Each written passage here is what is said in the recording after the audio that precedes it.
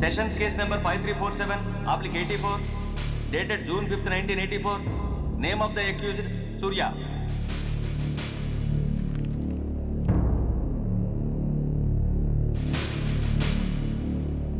Proceed. Your Honor, ఈ నేరస్తుని కఠినంగా శిక్షించండి అని వాదించడానికి కూడా ఒక్క నిమిషం ఆగి అతని వయసును సమీక్షించుకోవాల్సినంత చిన్న వయసులో ఇతను 2 హత్యలు చేశాడంటే మన న్యాయ వ్యవస్థ మొత్తం ఒక్కసారి మళ్లీ ఆలోచించుకోవాల్సిన పరిస్థితి ఏర్పడింది. ఇతనికి జరిగింది అన్యాయమే, కానీ హత్యకు హత్య, హింసకు ప్రతిహింస సమాధానం కాకూడదు. ఇతను చేసిన తప్పుకు తప్పకుండా శిక్ష విధించాల్సిందే. కానీ వేసి ఆ శిక్షలా మాత్రం కాకుండా మొత్తం బాలలోకానికి, రేపటి తరానికి శిక్షణలా అనిపించాలి. It's my sincere request. That's all your honour. బాబు, నువ్వు చెప్పుకోవాల్సింది ఏమైనా ఉందా? ఆ హత్యకు సంబంధించిన అన్ని వివరాలు మాకు తెలిసిన ఎక్స్ మినిస్టర్ ఈ ఊళ్ళో పవర్ఫుల్ పర్సన్ అయిన చౌడప్పకి అగెనిస్ట్ గా సాక్ష్యం చెప్పడానికి ఎవరూ ముందుకు రాకపోయేసరికి కేసు క్లోజ్ చేయాల్సి వచ్చింది. మీలాంటి ధైర్యవంతులు ఊరికి ఒక్కరుంటే చాలు, మా డిపార్ట్మెంట్కి ఎంతో హెల్ప్ అవుతుంది. దేశం కోసం ప్రాణాలు ఇవ్వడానికి సిద్ధపడ్డ సైనికుడిని నేను. మేం కాపాడుతున్న దేశంలో ఇలాంటి కిరాతులు ఉండటానికి వీల్లేదు. ఇదిగోండి కంప్లైంట్, వెంటనే కేసు బుక్ చేయండి. మీరు ఎప్పుడు రమ్మంటే అప్పుడు నేను కోర్టుకు రావడానికి సిద్ధం. Thank you, I appreciate your spirit. Thank you. అవసరమైనప్పుడు కబురు పెడతాను, మీరు తప్పకుండా రావాలి. షూర్.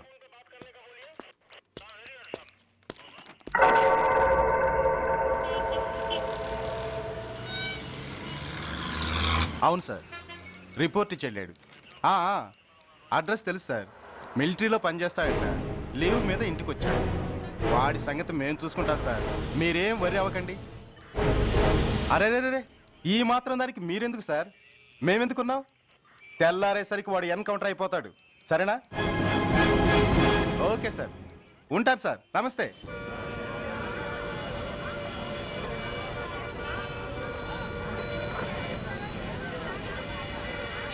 నాన్న, మనం ఈ ఊరోజులు ఎందుకు వెళ్ళిపోతున్నాం? ఈ ఊళ్ళో కొందరు చెడ్డోళ్ళు ఉన్నారు బాబు. ఎవరు వాళ్ళు?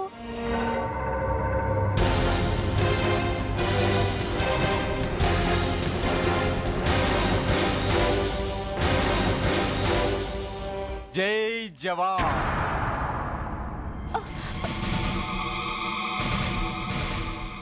కోర్టుకొచ్చి సాక్ష్యం చెబుతాన్న మిలిటరీ ఆయన చెప్పా పెట్టకుండా ఊరుదిలి పారిపోతున్నారే.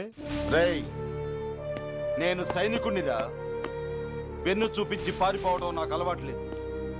కాకి బట్టలు తొడుక్కొని అలాంటి లుచ్చాల దగ్గర పాకి పనిచేసే నీలాంటి వాళ్ళ పని పెట్టడానికి మళ్ళీ తప్పకుండా తిరిగి వస్తాను రా. అంత లేదమ్మా, అసలు నువ్వు ఇక్కడి నుంచి వెళితే కదా తిరిగి రావటానికి. తమ్ముంటే ఆపండి రా. రండిరా.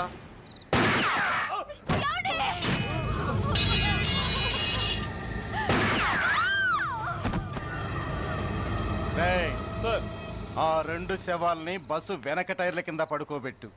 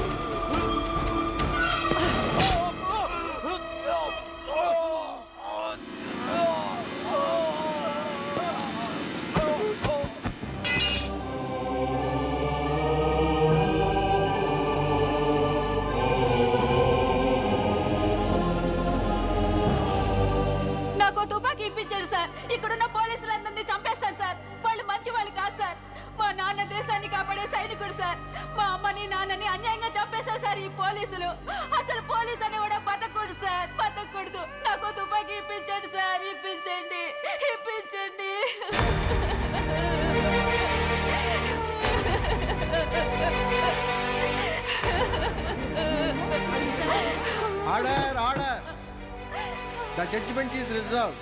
Court is adjourned. ఏ తలబట్టేసిందా? మీరా?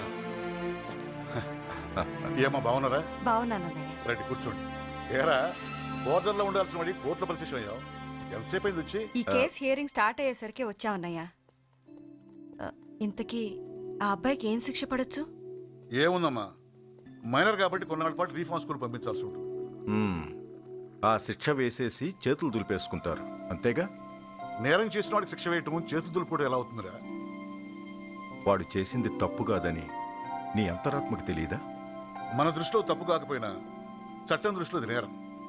దానికి శిక్ష వేయక తప్పదు. అసలు శిక్ష అనేది ఎందుకురా? మనిషిలో పరివర్తన తేవటానికి. మీరు వేసే శిక్ష వాడిని తప్పు తెలుసుకొనివ్వదు, తప్పుదారిలోకి మళ్ళిస్తుంది. ఏంటో నువ్వనేది? ఆ పసి మనసులో ఎంత ఆవేదన ఆవేశం ఉన్నాయో చూశావు కదా. శిక్షాకాలంలో అవి వాడితో పాటే పెరుగుతాయి తప్ప తరగవు. సమాజం మీద కక్షతో, వ్యవస్థ మీద హేట్రెడ్తో ఓ రెబల్గా సొసైటీలోకి వస్తాడు. దగ్గరికి తీసుకుని ఆదరించేవాళ్ళు లేక మరో క్రిమినల్గా తయారవుతాడు. ఇంతకీ నువ్వు అనేది ఏమిట్రా?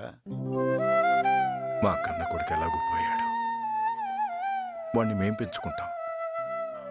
Yes, we want to adopt him. I appreciate your humanity major Bhargav, but చట్టానికి విచారణ చేయటంలోనూ శిక్ష విధించటంలోనే కాదు, ఆ శిక్షను అమలు చేయటంలో కూడా కొన్ని పరిమితులు ఉంటాయి. శిక్షాకాలం పూర్తి కాకుండా అతన్ని మీకు హ్యాండ్ ఓవర్ చేయటం కష్టం అవుతుంది. ఇంతకీ ఆ కుర్రాడి మీద మీకు ఎందుకంత ఇంట్రెస్ట్? అతను ఓ సిన్సియర్ మిలిటరీ మ్యాన్ కొడుకు సార్. అంటే ఆ చనిపోయిన అతను? He was my subordinate sir. Oh I see. Okay, I will do one thing. ప్రస్తుతానికి ప్రొసీజర్ ప్రకారం అతన్ని రిఫార్మ్ స్కూల్కి పంపిద్దాం. ఈలోగా గవర్నమెంట్కి, లా అండ్ ఆర్డర్ డిపార్ట్మెంట్కి స్పెషల్ పర్మిషన్ కోసం అప్లై చేసి వాళ్ళని ఒప్పిస్తాను. ఆ తర్వాత అతన్ని మీరు తీసుకెళ్ళవచ్చు. Thank you very much sir. వస్తాం సార్. మంచిది. మేజర్ గారు, ఆ కుర్రాడిని మీరు ఏం చేద్దాం అనుకుంటున్నారు? ఏ డిపార్ట్మెంట్ అయితే అధికార దుర్వినియోగం చేసి ఓ నేరస్తుని తయారు చేసిందో అదే డిపార్ట్మెంట్లో చేరుస్తాను. I will make him an honest police officer.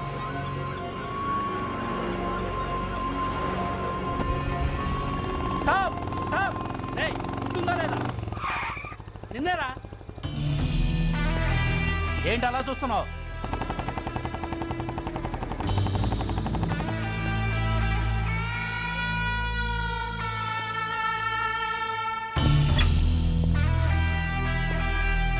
ఏంట్రా, ఏంటి మీదకి వస్తున్నావు? ఏమన్నావురా? సిగ్నల్ పడకుండా ఎందుకు వెళ్ళావు? నన్ను నువ్వు ఏమన్నావు? బుద్ధి ఉందా లేదా అన్నాను. ఓహో,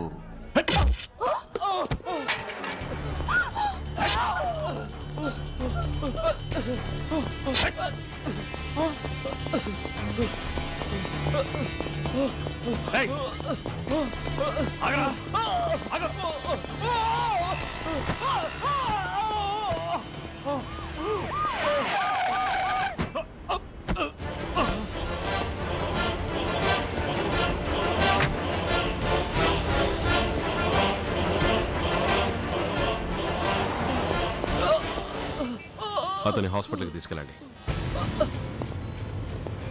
డ్రాప్ ది నైఫ్. కత్తి కింద పడై.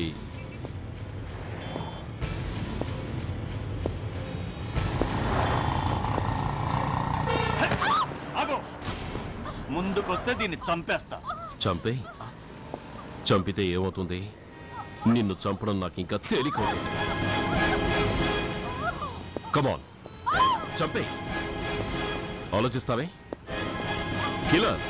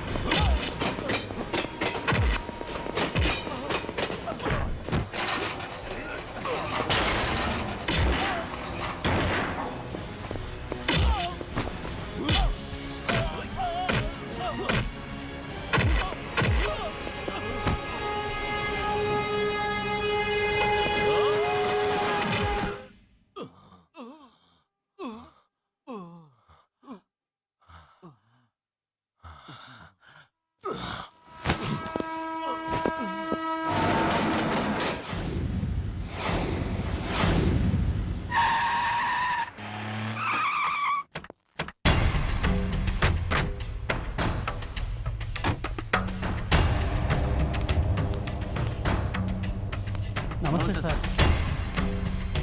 నమస్తే సార్.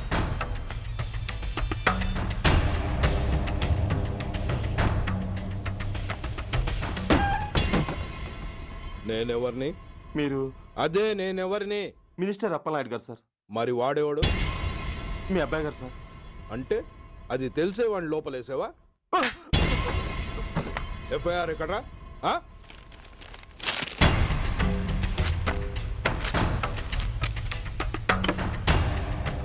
నువ్వే నా రైటర్వి? అవును సార్. ఆ? నీకెన్ని గుండెలుంటే మా వాడి మీద ఎఫ్ఐఆర్ రాస్తారా? రే సెల్ తాళాలు ఎక్కడ్రా? ఇదిగోండి సార్. నీ అబ్బా నాకిస్తారా? ఇల్లు తెరువు. అసలు ఎవడ్రా నా కొడుకుని అరెస్ట్ చేసింది? ఏసీపీ సూర్య గారు అంటున్నానా? తూ నీ అబ్బా సిగ్గు లేదురా? ఆడంగి నాయల్లా తన్నులు తినొస్తారా? నా కడుపున చెడబుట్టావు కదరా. వెళ్ళు కార్లో కూర్చో. రే అసలే అడ్డదారులు అసెంబ్లీకి వెళ్ళినోడిని.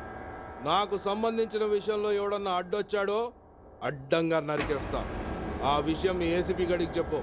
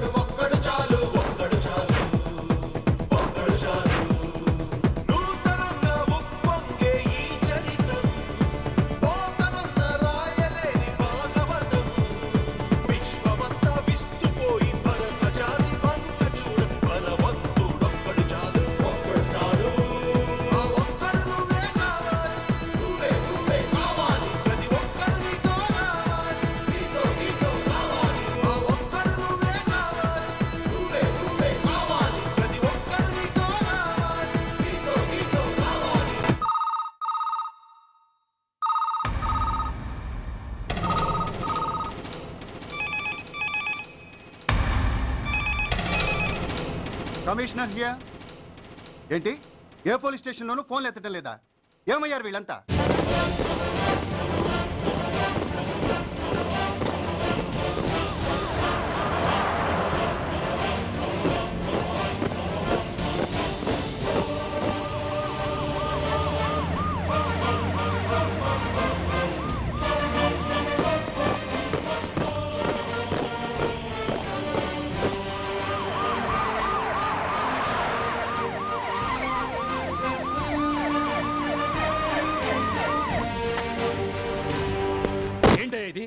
What is nonsense?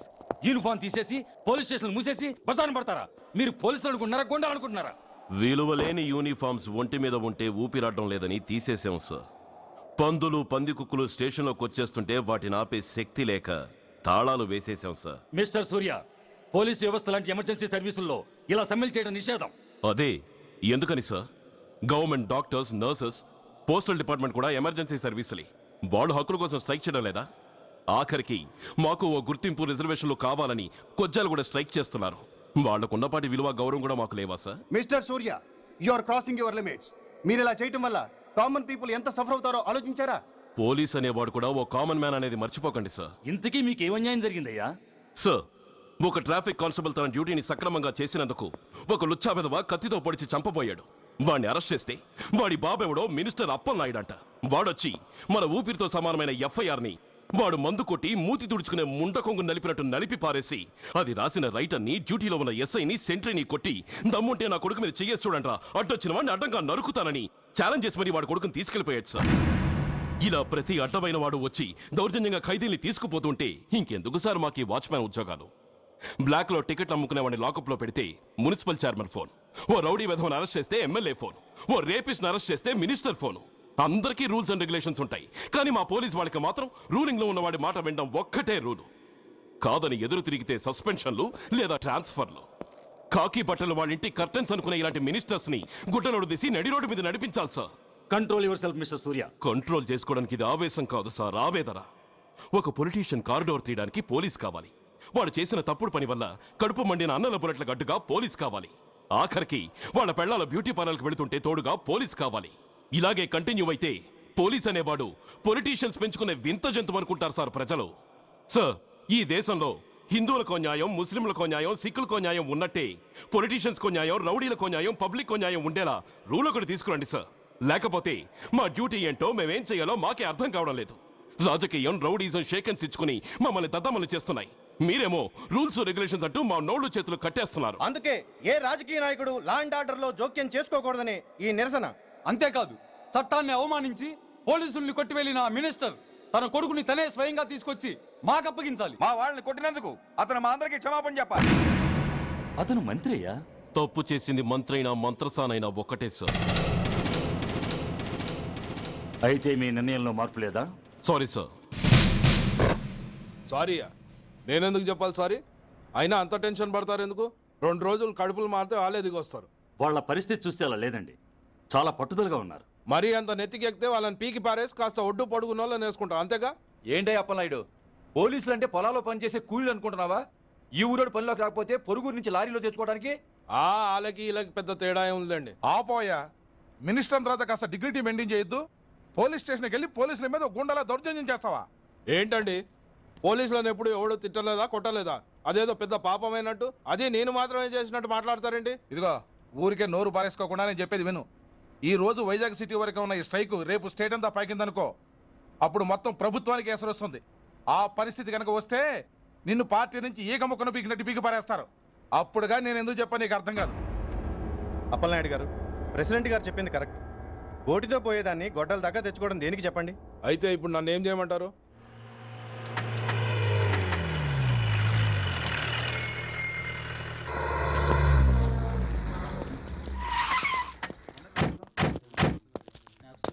హలో,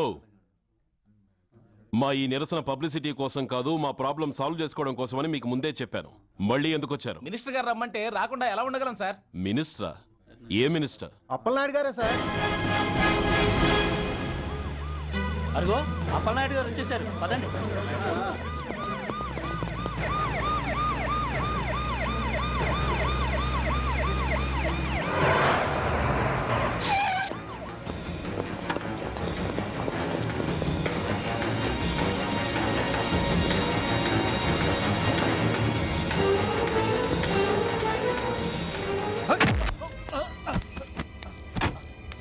నా కొడక, ఏమనుకుంటున్నారా? నువ్వేమన్నా పెద్ద రౌడీవా? నా పరువు తీసేసావు కదరా, నా కడుపును చెడబుట్టావు కదా.